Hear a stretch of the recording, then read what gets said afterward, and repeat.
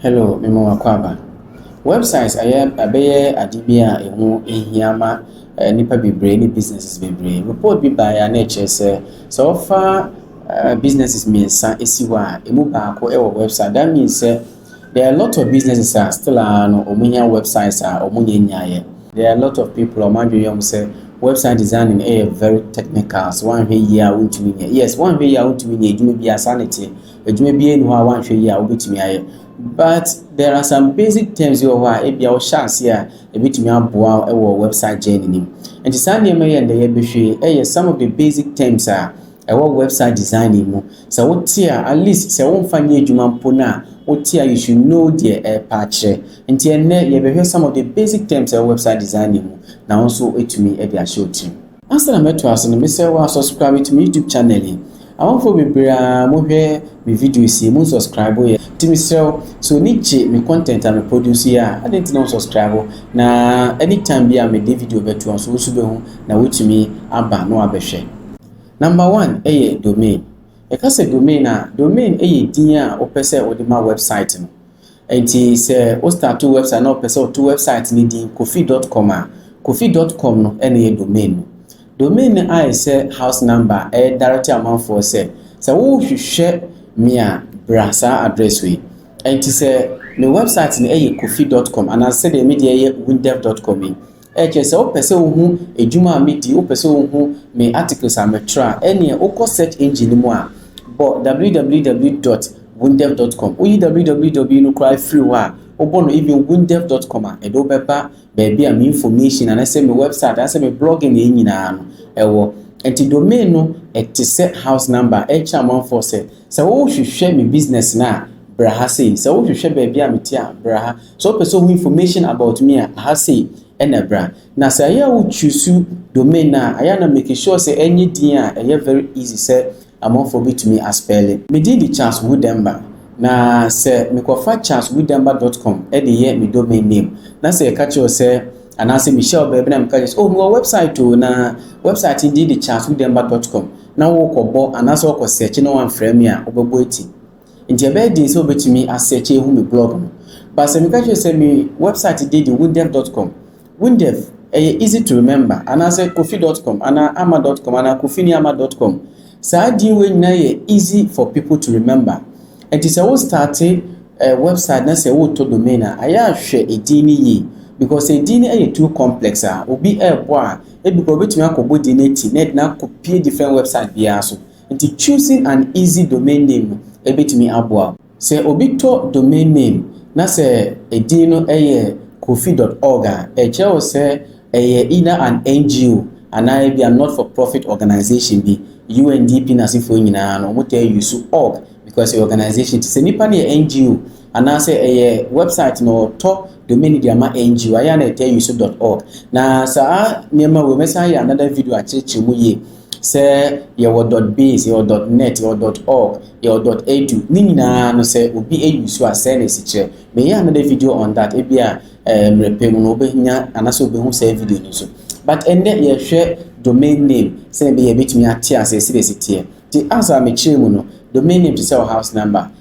number and I say din of the mobi na say or show business no online so show website no online or bottle search engine mu a betimi be or business and say o page no e dey amani pa. Number 2 hosting say ka say hosting eno so it is said there we see fee waka cho bi say oh my house number any but o house number nipa na betumi edru ho na fee na say edan obi ampontim ana say bia edan esio no hwenim sans na website so etie obetumi ato domain name no so popo domain name to search engine mu a MBA website bi amfa ma because information bi eni ho name bia eni ho enti obehia say obe contact bi a your friend the hosting provider and answer web host na ono ene be hosting o files a e wo website so nyina enti aso akọ handan edan wa han wo hu nipa no wa gya tu enti afi na obehye niema e wo dining obeto TV de sim wo de konwa be sim wo de curtains be sim sa niema we mu nyina no e form part of the host or the bar website designing mu a ti so to host na afi de obetumi de o images or pictures e de ato ho abetumi upload content e de ato sa nso na how a person design website ni nyina no obetumi design without the host wotumi design website nti wobetumi ato o domain name but se wonto host a obi betumi akɔbɔ udin no kofi.com e dey share search engine nim anase wundef.com e dey share search engine so hwe emma because uni host said the odo house number be mo obi nipa no be hwe house number na ko pie fi ho ba obekɔ no nipa bi ante dem ho because ebia na house number no ko hu ni baby na odi man keka na so odi man no cry but onye between scampon farmer if you run ti ebe din say obetumi tu anase obetumi do niema e dey abasa dining enti hosting ehia because ene betumi am access ama wotumi upload o files nyina etumi upload wo images anase niema o person de call website so nyina sa niema nyina host na be mo ho kwan ti no so betumi atɔ ene tato utia for the host ebi o to domain na bebi o to domain mostly ebi o to domain e hona so host almost provide hosting services a obetumi atɔ e dey design website e wo so. Number 3, content management system. Content management system twa so FN CMS software ana se platform a obetumi design ana so obetumi design a website abra woni nimdie bia de fa coding ho on the website mostly ana se ni nyina no akwai code so code from the back end but bia na unim coding bia na coding din the mount o download this software bit say ana se platform bit say WordPress a obetumi design website no WordPress because WordPress amount for the kind aye arrangement ni nyina o mai bi FN template ana say themes obetumi install click here na install no edit nema na ewom na to suit one kasa website nti ebi Joomla ebi WordPress obetumi atoto sa nema we even WordPress impo free services obetumi take advantage of the content management system to me boa to design website abra onim die bia e dey fa coding ho obetumi visit wordpress.org and also wordpress.com no akohwe how wa munema sitie wa kasa obetumi dey design o website bia na ontumi nye ne perfect but ho no obetumi dey ahase na o dey esue ho kwan fa so e design website. Number 4, responsive design. Na obi website o se me pe website responsive me pe website responsive eno eche say do pa chere say open website say o hwe no laptop so a eni no eba adjust to the laptop screen size no say o hwe no phone so a eni ni be adjust to the phone screen size no so hwe no tablet so a eni ni be adjust to the tablet screen size no so ka say open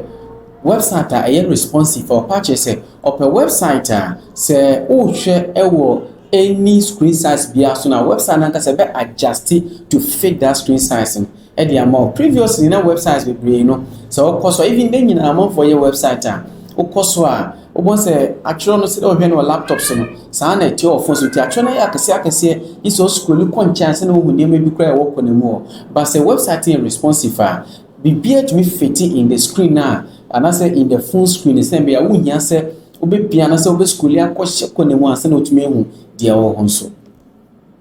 na dia toso 5 and person here SEO ayana ta kan say search engine optimization na ka say SEO a me krakra any say and I say saying na search engine optimization ni say website now design o ma sa website no o design in such a way say so obi ko Google and also obi ko search engine bi na say or search for bibia sa website na ebe pop up. For example ebia me wo oboase me ton emi anase ma enwi ya ma de bom ti na me design website for me business na say obi oboase obi okumase obi wo area bi e ben ha say na o hwehwe business e ton emi a o say me website no e pop up e wo Google search anase Yahoo search anase Bing anase any search engine bi e be hwe enti nipa na o design also make sure say sa website na e optimized for search engines. Same way they can pick the website anytime among for searching for information related to what near mana website and say utumi a provided. Last one I perceive here SSL, secure socket layer. SSL protect websites information user no any website no and as a browser no any website share no third party bia into me have access. Say over WhatsApp ewo sa encryption so we kaya mu the encryption bi aba say me send message dey brewa me send a message na free me phone so a encrypt it and answer a break it down the message into tiny pieces third party bia entumi have access to that message but a bedroom wo phone so na sa ahye say me a wo betumi akan ehu into between me na me send a message na bro anyone will receive no yenko an e betumi ehu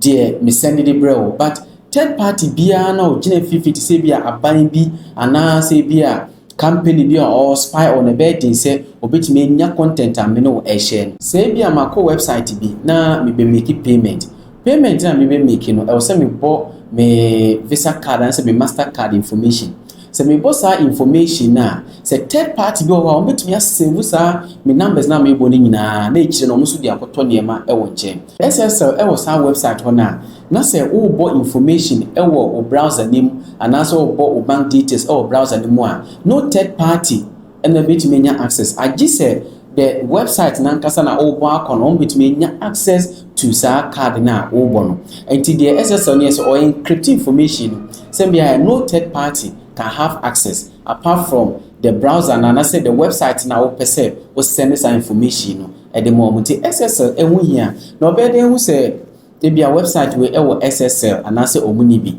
aya no visit website won say esro no be a www.wundef.com ne dan won say as a padlock bi a ya lock e da ho padlock bi a ya lock e da ho sa padlock no e na e chew say ya enable SSL e wo sa website no eso we any information kakra na say we any basic terms kakra person dey bro there are a lot of them but kakra ya we any I believe say one kasa no oya wa adwin say obe feda e wo that area na obetimi online no ko kan mu be wundef.com more information bebre efa